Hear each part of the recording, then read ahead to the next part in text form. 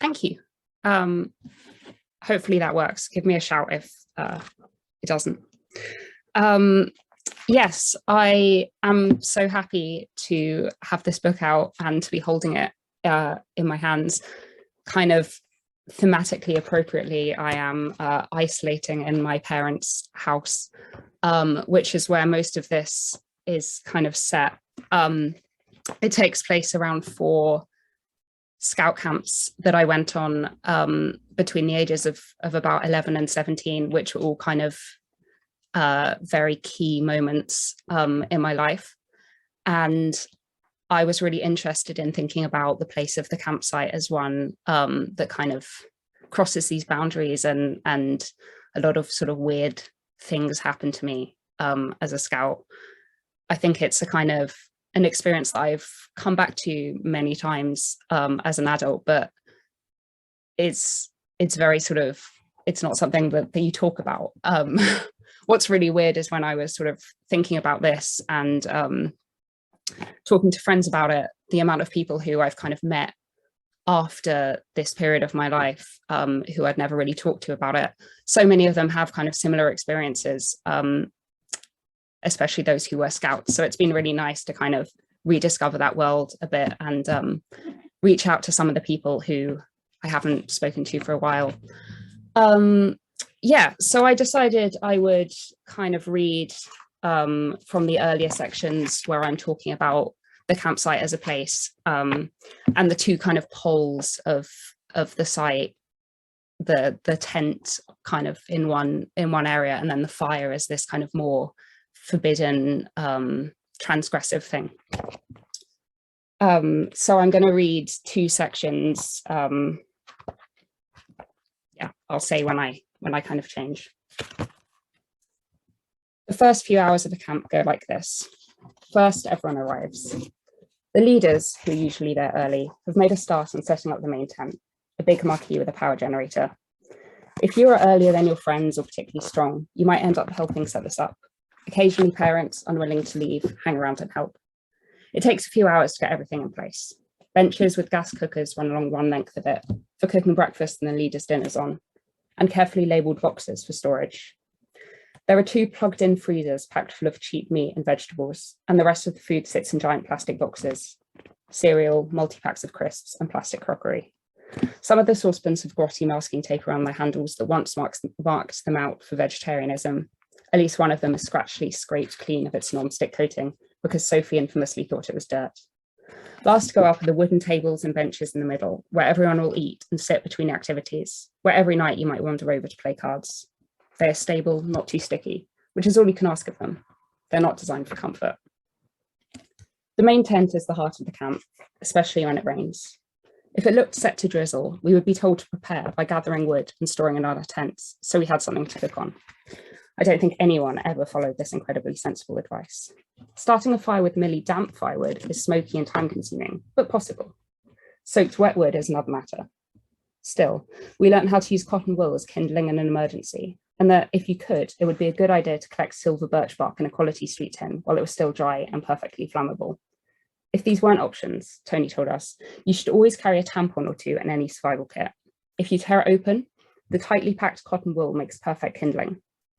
And in an emergency, you can use it to help plug wounds.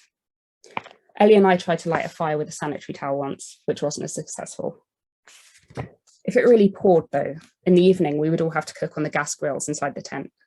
Breakfast was fine. There was a routine to that, a rota that no one could dispute.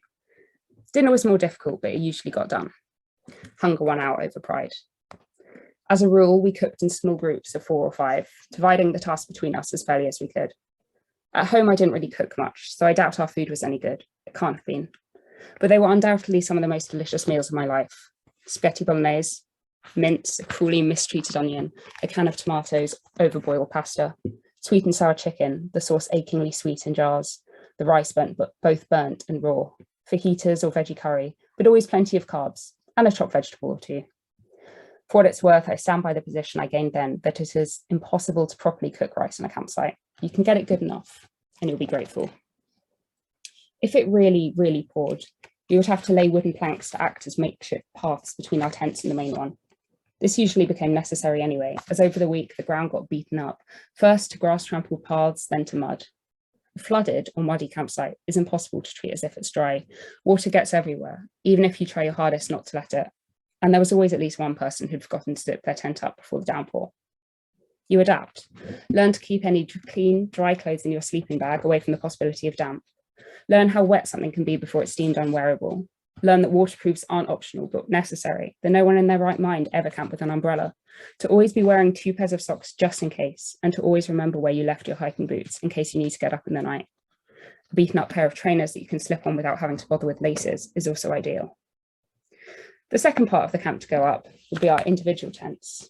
They were meant to be 2 meters apart for fire safety reasons, although the guy lines of next door tents would weave in and out of each other, tantalizingly close.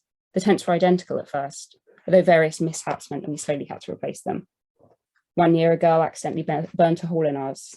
One year a tent got flooded so completely it could never be used again, so we turned it upside down and used it as a paddling pool. The third part of setting up and settling in, the main part, the most exciting part, was the fire. Rules for the campfire. It must never be left unattended after having just been fed.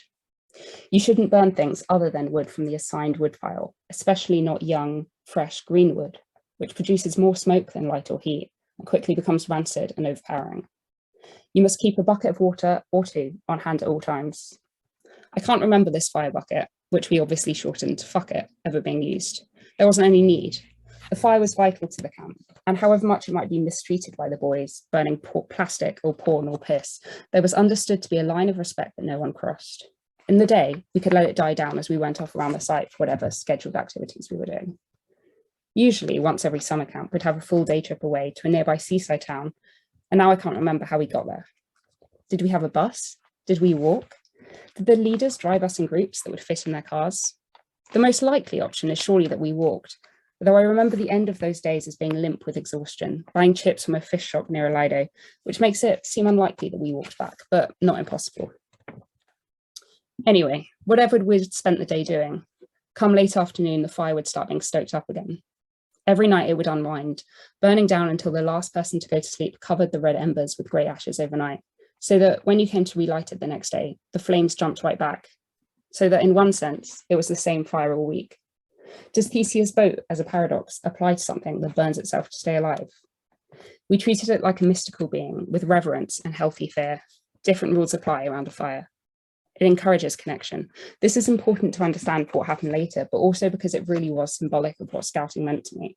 When I think about our various sites at Thriftwood, they are oriented around the twin poles of the main tent and the fire, one offering as close to home comforts and domesticity as it was possible to get, the other always glimmering just out of view with something romantic and wild. How could it be that we never got burnt? The only serious accident I remember happened around the fire, one particularly waterlogged weekend away, but took the form of someone whittling into his thumb with a penknife. Knives were a permanent source of tension. After my first trip to Thriftwood, I told my parents I wanted one and consequently received a bright red basic Swiss Army knife for my 12th birthday. We were required to inform the leaders that we had one, but since they were so useful for whittling the amount of kindling needed to keep a whole troop running for a week, restrictions were fairly lax. Any sign of misbehaving with a knife would get it snapped away from you almost immediately, but for general knife safety, the mantra was to remember that the pink bits are you. I don't think at that point we did have anyone in our troop who wasn't white, although I don't know if this had occurred to TJ. As he saw it, the point of the pink bits are you was that it reminded you not to be a damn idiot with a blade, and if you were, well, you only had yourself to blame. So I remember with horror Steve suddenly bursting blood all over the fire and plunging his plath-mangled thumb into the fuck it bucket, but I don't remember any other serious injuries. TJ's view was always that if you let a bunch of kids look after themselves, they more or less would. So that's the end of the first section. And then the second one takes place around another fire. It's a theme. It was dusk and we were singing. The other campsite's fire was less lit than ours. At the start, at least, I was not so entranced that I failed to notice that. We sat round it awkwardly, 4 of us, all girls, 7 or so of them, all boys. They were drinking, which we never did. At least I don't remember anyone ever mentioning alcohol or even suggesting it, even people who drank, but it's possible, maybe even likely, that I was just oblivious. Everyone on the other side was also underage, but there didn't appear to be any leaders in sight anywhere. This was totally unlike our camp, where our leaders mingled with us like equals. But the flip side of that, I suppose, was this freedom, beers, boys, the taste and tension of suddenly feeling teenage. There was technically nothing stopping us from doing this, hanging out at someone else's camp, making friends with strangers unsupervised. But it felt frowned upon, somehow inherently rebellious. At one point, the fire was overrun by children who, without the benefit of acquaintance, were even more annoying than the cubs and beavers we'd left behind. By this point, I was feeling pretty awkward. My mind had fluttered back to its own private sorrow, and I was wondering why I hadn't just gone with Ellie and Sarah, or if I'd ever learned how to make conversation, how to joke and be light. At least there was the fire to look at. With a fire going, you don't have to make eye contact with anyone. It's okay to be silent, especially if there's no one to make eye contact with. Some boy had started flirting with a girl from our side, and she flipped her hair, confident, and flirted back. I caught myself staring at the two of them resentfully. It seemed so easy and natural to her. If only I could talk to her like that. At least then we could be friends. At least she wouldn't think I was arrogant in my silence, or worse, disinterested. Maybe she'd realise she was thinking about me more and more and asked me to hang out, or... Was I already sitting next to him at that point? How did we start talking? I don't know. I don't even know when I first noticed him as more than a stranger, but when the younger boys flooded in, loud and irritating, I know that we looked at each other in pissed off recognition. He had long, floppy hair, always artfully arranged, and a cheap iPod knockoff. And then he offered me an earbud, us and music against the children. And maybe my skin brushed his as I took it, maybe not. I was too embarrassed to comment truthfully on his music, which was unlike anything I could have expected. A mixture of musicals, good, classical piano, confusing, and furious, mostly German heavy metal, bad. He curled in soft talk about them into my ear, even when the crowd quietened down. I listened to him rhapsodizing every band, nodded, pretended I understood. His breath smelt like the lager I'd never drunk, and at some point he took my hand. Originally, I wrote that I took his. I wish that were true, but I think, if I'm being honest, that he must have been the one who reached over, who initiated things. I think that I would never have been brave enough. The tree cracked, the fire dimmed. He held my hand and we listened to music. Eventually, a leader came to get us. We were told to go back to our own campsite now, firmly but politely. My skin was fire-licked burning. I was desperate with it. He said quietly to me alone, "Come back tomorrow." A command, not a request. And I said, almost without knowing it, "I will." When I got back, I realized I didn't know his full name, but I rolled what I had in my mouth like a sweet. Max, Max, Max. Are we okay on time? I'm just going to carry on. There's only a short bit. I've tried so hard to make people understand how it happened, how that first night by the fire bathed everything that was to follow in flickering, beautiful, untrustworthy flames. I don't know if the details I remember, or those jagged bits of glass, help or detract from that. I've written the above scene hundreds of times, in diaries, emails, conversations. Do I need to mention the metal music? Should I insist on his habit of bursting into song at any given moment?